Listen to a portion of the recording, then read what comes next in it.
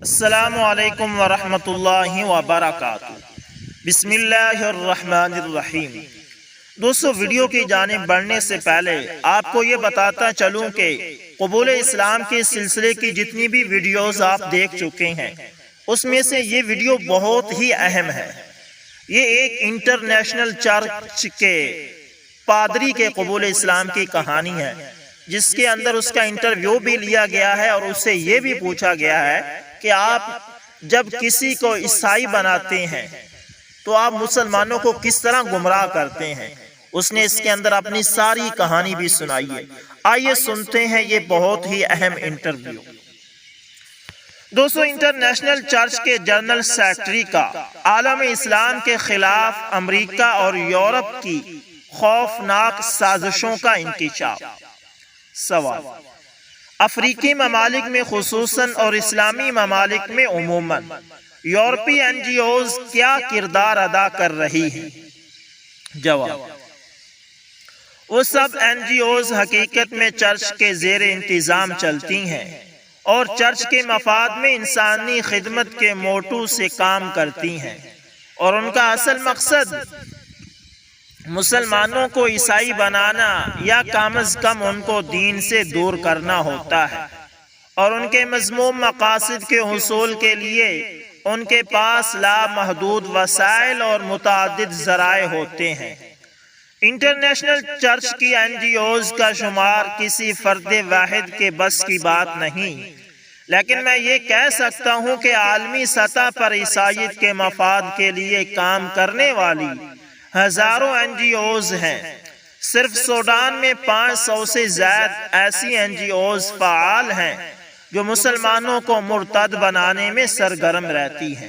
سوال: مذکورہ عیسائی این جی اوز اپنے مقاصد کیسے حاصل کرتی ہیں؟ جواب: چرچ کے لیے کام کرنے والی یا عیسائیت کے نام پر مسلمانوں کو مرتد بنانے اور ان کے ایمان پر ڈاکہ ڈالنے والی یورپی این جی اوز بلا سوچے سمجھے اور بغیر منصوبہ بندی کے کوئی کام نہیں کرتی، بلکہ وہ انتہائی باریک بینی سے پایہ تکمیل تک پہنچی ہوئی پھر سروے اور تحقیقی رپورٹوں کی روشنی میں پوری پلاننگ سے کام کرتی ہیں۔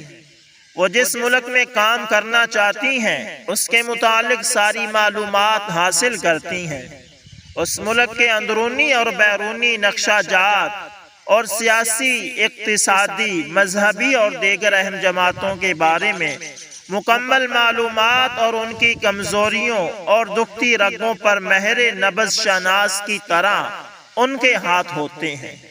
وہ جب جہاں اور جسے چاہیں اپنے مقاصد حاصل کرتے ہیں۔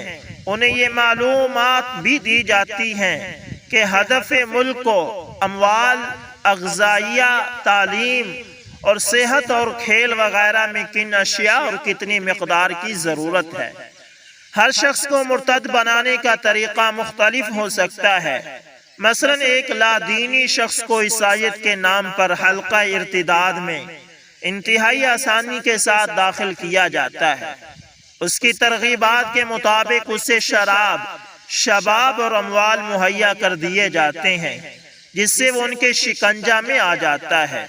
بالآخر وہ اپنا شکنجہ اسیری خوب کس دیتے ہیں۔ البتہ ایک دیندار شخص کے لیے عیسائی مبلغین کے سامنے دو آپشن ہوتے ہیں: وہ مرتد ہو جائے یا اس کا ایمان کمزور ہو جائے اور وہ زیادہ گناہوں میں مبتلا ہو جائے۔ نیز مسلمانوں کو گمراہ یا مرتد کرنے کے لیے عیسائی مبلغین بتدریج ترغیب اور تحریض سے کام لیتے ہیں۔ سوال: ایک مسلمان شخص کو آپ اس کے دین سے کیسے دور کر دیتے ہیں؟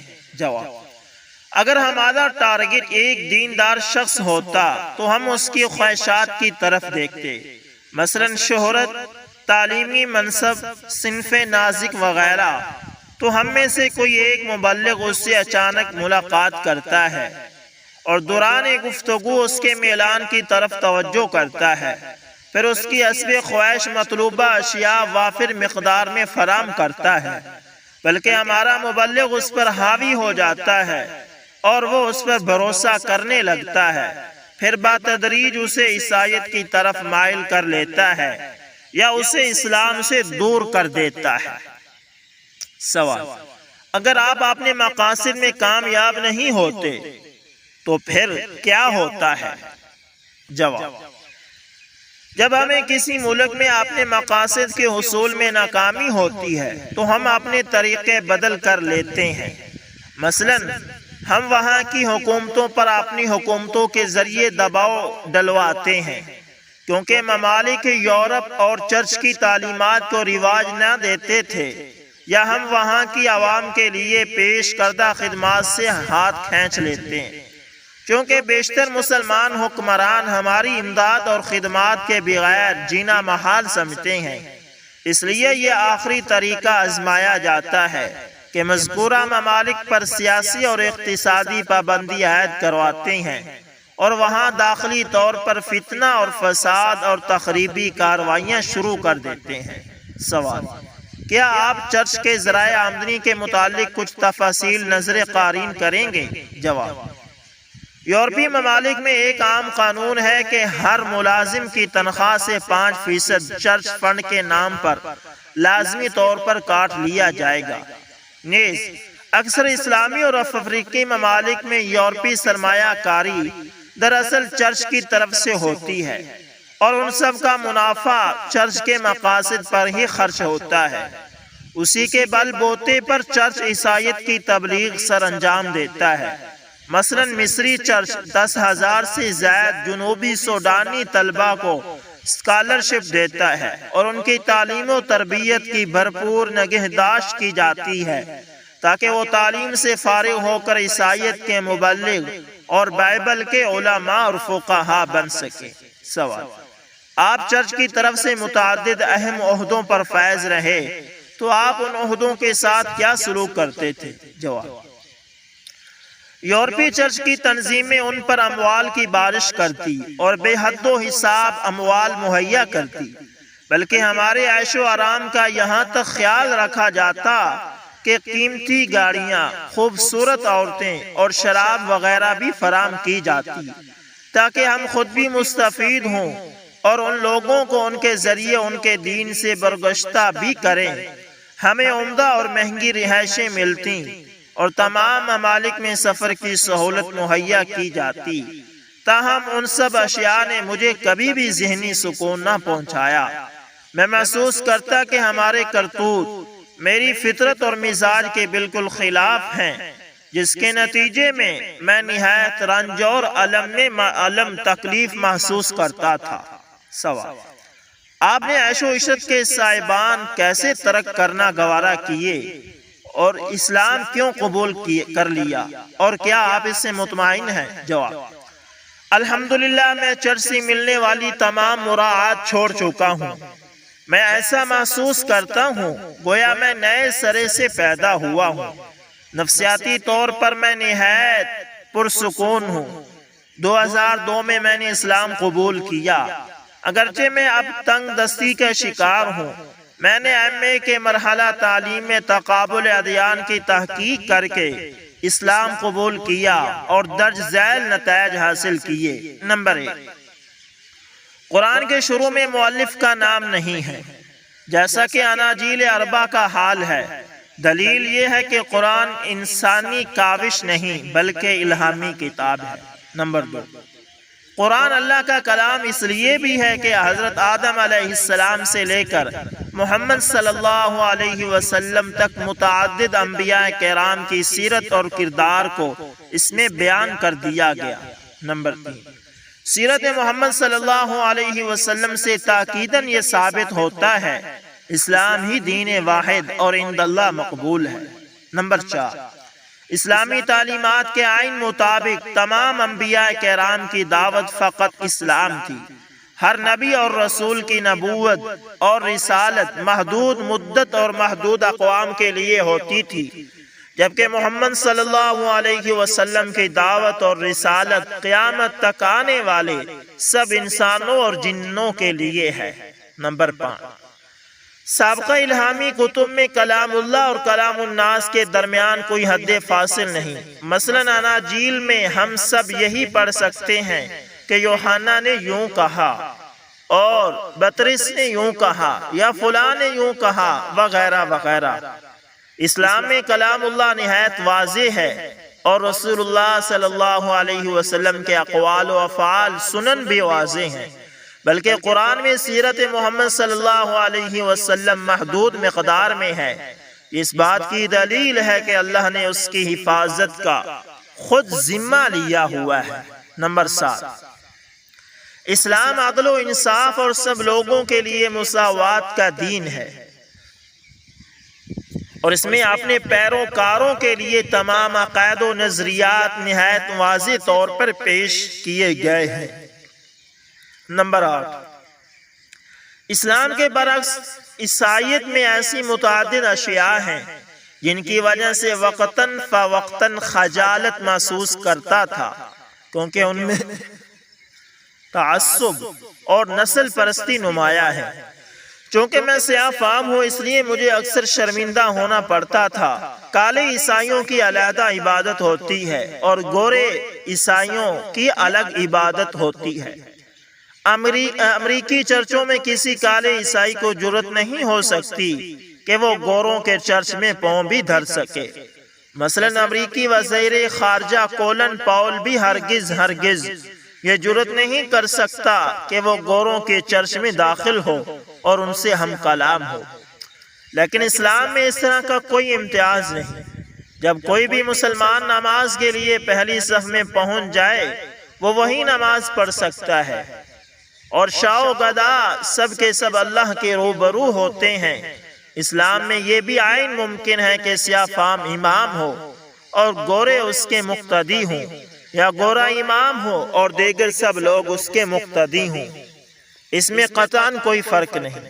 سوال، آپ کے قبول اسلام کی خبر چرچ نے کیسے ہضم کی؟ جواب، چرچ میں بھونچال آ گیا۔ انہوں نے مجھے مرتد کرنے کے لیے تمام ہتھ کنڈے استعمال کیے۔ میرے پاس ہر قسم کے کئی وفود آئے، اور سوڈان کے اندر اور بحر سے کبار مسیح پادری میرے پاس آتے رہے، اور ترغیب و تحریض سے لے کر مکمل بائیکاٹ کی دھمکیاں بھی مجھے دی جاتی رہیں، اور بے حد و حساب لالچ، مکر و فریب دے کر آزمایا جاتا رہا۔ تاہم اسلام کو میں نے پوری تحقیق کے بعد گلے لگایا تھا، اور اللہ تعالیٰ نے جس کے لیے میرا سینہ منور کیا تھا، میں اس اسلام پر مزید طاقتور اور مضبوط ہوتا گیا، اور میری مسیحی زعماء کی کوشش مجھے رائے حق سے ہٹانے میں ناکام ہو گئی۔ جب چرچ مجھ سے بالکل مایوس ہو گیا تو مجھے جسمانی طور پر نقصان پہنچانے سے ڈرایا گیا، اور اپنے بعض ایجنٹوں کے ذریعے مجھے اغوا کے بعد قتل کرنے کی کوشش کی گئی۔ اگرچہ وہ کامیاب نہیں ہوئی، تاہم میں اپنے ساتھیوں کے بغیر یورپی ممالک کا سفر نہیں کرتا۔ علاوہ ازیں میرا چونکہ ایک مقام ہے، اس وجہ سے بھی میرے مخالفین اپنے ناپاک ارادوں میں ناکام رہتے ہیں۔ ایک بار مجھ پر قاتلانہ حملہ ہوا، لیکن میں اللہ کے فضل سے محفوظ رہا۔ تب بھی قبیلہ والوں نے میرا دفاع کیا۔ جب سے میں نے اسلام قبول کیا، میرا یقین ہے کہ میں اللہ تعالیٰ کی حفاظت میں ہوں۔ نیز مجھے اسلام لانے کے بعد یقین ہو گیا کہ موت عین حق ہے، لہذا اس سے ڈرنے کی قطعاً ضرورت نہیں۔ نیز مجھے یہ بھی معلوم ہو گیا کہ جو اسلام کا دفاع کرتے ہوئے مر جاتے ہیں وہ شہید کہلاتے ہیں، اور اللہ کے یہاں ان کے لیے اجر عظیم ہے۔ اس کے برعکس یہودی اور عیسائی جینے کے شدید آرزو مند ہوتے ہیں۔ سوال، اسلام لانے کے بعد آپ نے اپنے مستقبل کے بارے میں کیا لائے عمل تیار کیا ہے؟ جواب، میں نے کچھ کتابیں لکھی ہیں، مثلا میں کیوں مسلمان ہوا، اسلام کی وسعت، موجودہ عیسائی خرافات۔ میں نے اپنے آپ کو غیر مسلموں تک اسلام کی دعوت پہنچانے کے لیے وقف کر دیا، اور سوڈان میں جس تنظیم کا سربراہ ہوں، یعنی سوڈان کی تعمیر و ترقی کے لیے اسلامی سرمایہ کاری کی تنظیم، اس میں پوری تندہی اور فعال کارکن کی حیثیت سے مگن ہوں۔ سوال، آپ کی تصنیف میں کیوں مسلمان ہوا، اس کا مرکزی تصور کیا ہے؟ جواب، میں نے اس میں اسلام اور دیگر مذاہب کا موازنہ پیش کیا ہے۔ اور اسلام کے علاوہ دیگر ادیان میں موجود نقائص و عیوب واضح کیے ہیں اور اسلام کے مضبوط ثبوت جمع کر دیے ہیں۔ در حقیقت اسلام میں تقسیم میراث کے سسٹم نے مجھے مبہوت کر دیا ہے، کیونکہ یہودیت میں بھی میراث کا تذکرہ ہے، لیکن لوگ اس پر راضی نہیں کیونکہ یہ طریقہ عادلانہ نہیں بلکہ ظالمانہ ہے، جبکہ عیسائیت میں نظام میراث کا وجود سرے سے ہی نہیں۔ اسلام نے نظام میراث کو باریک بینی اور عدالت پر مبنی بنایا، جس کی کوئی پہلے نظیر نہیں ملتی۔ حتیٰ کہ میں نے اپنے قبیلے ونکا میں اسلام کا نظام میراث نافذ کیا تو بیشتر جھگڑے خود بخود ختم ہو گئے، حالانکہ بنیادی طور پر یہ قبیلہ مسیحی ہے۔ نیز میں نے اپنی اس کتاب میں زندگی کے تمام پہلوؤں پر اسلام کی مکمل رہنمائی کو بھی شامل کیا۔ میں نے یہ واضح کیا کہ جو شخص اسلام قبول کر لیتا ہے اور قولاً اور فعلاً وہ اسلام پر کاربند ہو جاتا ہے تو اسلام اسے کس قدر نفسیاتی اور روحانی بلندی عطا کرتا ہے۔ وہ اپنے اسلام پر فخر محسوس کرتا ہے، لیکن دیگر ادیان کی تعلیمات، رسوم اور رواج میں تضادات بے شمار ہیں۔ یہ ادیان اس شخص کی ثقافت کو تبدیل نہیں کرتے جو انہیں قبول کر لیتا ہے، پھر وہ یہ ادیان قبول کر کے بھی اپنی ہوس گیری کو اسی طرح پورا کرتا ہے جس طرح وہ چاہتا ہے۔ ان لوگوں کے کسی شخص کے کردار میں ناموں کے علاوہ ادیان کا کوئی کردار نہیں۔ سوال: آپ کے اسلام لانے کے بعد آپ کے ہاتھ پر کتنے لوگ مسلمان ہو چکے ہیں؟ جواب: اللہ کے فضل سے اب تک میرے ہاتھ 1.5 لاکھ افراد مسلمان ہو چکے ہیں۔ الحمدللہ الحمدللہ۔ اور الحمدللہ جنوبی سوڈان کے چرچوں کے 2500 اہم عہدے دار بھی 9 مسلموں میں شامل ہیں۔ یہ لوگ کو ٹوبا اور صوبہ انجمنہ سے تعلق رکھتے ہیں۔ سوال: اتنی بڑی تعداد کو آپ نے اسلام کی طرف کیسے مائل کیا؟ جواب: کسی غیر مسلم کو اسلام کا قائل کرنا نہایت آسان ہے، کیونکہ یہ لوگ خالی الذہن ہوتے ہیں۔ اسی حقیقت کو سامنے رکھ کر میں نے سب کے لیے واضح کر دیا کہ اسلام ہی ایک ایسا دین ہے جس میں کسی قسم کا کوئی شرک نہیں، اور اللہ کا پسندیدہ دین یہی ہے۔ اللہ تعالیٰ نے فرمایا، بے شک اللہ کے یہاں دین صرف اسلام ہے۔ اسلام سب انسانیت سے مخاطب ہوتا ہے۔ یہی ایک ایسا دین ہے جو زندگی کے تمام شعبہ جات کی ہر شکل اور ہر مشکل دور کرتا ہے۔ میں نے ہر بڑے نو مسلم مسیح کی طرف خط بھی لکھا ہے، اس میں خاص طور پر یہ واضح کیا ہے: نمبر 1، بے شک اللہ تعالیٰ ایک ہے، اس کا کوئی شریک نہیں، اور یہ کہ اللہ تعالیٰ 3 کا 1 یا 1 میں 3 نہیں۔ نمبر 2، عیسیٰ ابن مریم دیگر انسانوں کی طرح انسان ہیں اور اللہ کے رسول ہیں، جنہیں اللہ تعالیٰ نے ان کی قوم کی طرف مبعوث فرمایا۔ وہ نہ تو الہ ہے اور نہ ہی اللہ کے بیٹے ہیں، اور بے شک عیسیٰ بنی اسرائیل کی طرف مبعوث ہوئے اور آپ کی رسالت عام نہیں، اور عیسیٰ کو اللہ نے لوگوں کے کفارے کے لیے نہیں بھیجا، اور پھر عیسیٰ کو اس لیے اللہ نے نہیں بلایا کہ وہ اپنے باپ کے دائیں طرف بٹھائے۔ سوال: کیا آپ کو مسلمانوں کی موجودہ حالت زار نے اسلام لانے سے روکا نہیں؟ جواب: جب میں نے اسلام قبول کر لیا تو مسلمانوں کی حالت زار دیکھ کر انتہائی رنج و الم میں مبتلا ہو گیا کہ مسلمانوں کے قول و فعل میں تضاد ہے، اور مسلمان اسلام کو اپنے اوپر لاگو نہیں کرتے۔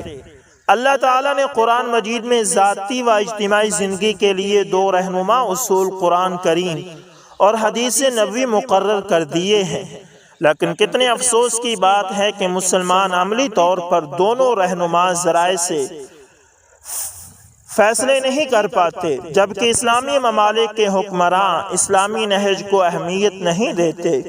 گویا مسلمانوں کی کمزوری کے 2 بنیادی سبب ہیں: ذاتی طور پر اپنے دین سے دوری اور حکومتی سطح پر دین کے ساتھ بے رغبتی۔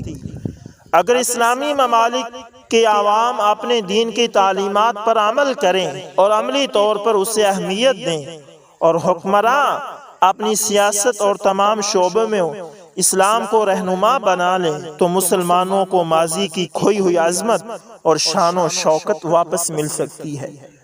تو دوستو، یہ تھی آج کے قبول اسلام کی کہانی، جس کے اندر آپ نے ایک بہت اہم شخصیت کے کہانی سنی، اور جس طرح انہوں نے آپ کو بتایا کہ کس طرح مغرب میں مسلمانوں کو مرتد کرنے کی کوشش کی جا رہی ہے۔